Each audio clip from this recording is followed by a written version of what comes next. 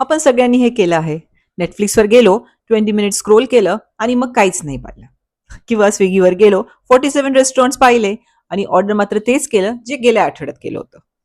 That feeling actually has a name, decision fatigue.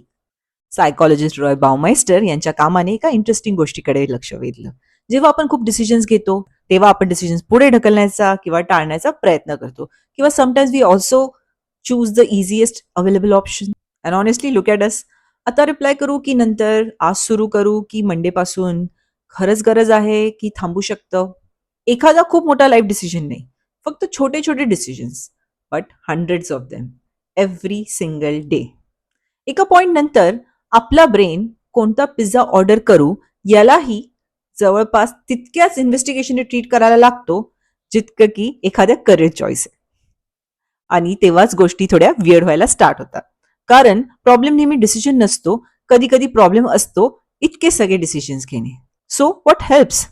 चला काही decisions कडे एक्सपेरिमेंट्स म्हणून बघूया. काय बघायचं डिसाईड होत नाहीये, एक एपिसोड लावून बघा. काय ऑर्डर करायचं डिसाईड होत नाही, एक डिश ट्राय करून बघूया.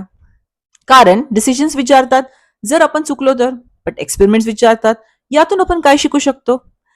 डिसिजन फटीग तेव्हा वाढतो जेव्हा आपण सतत इव्हॅल्युएट करत राहतो, आणि कमी होतो जेव्हा आपण एक्सपिरियन्स करायला सुरुवात करतो.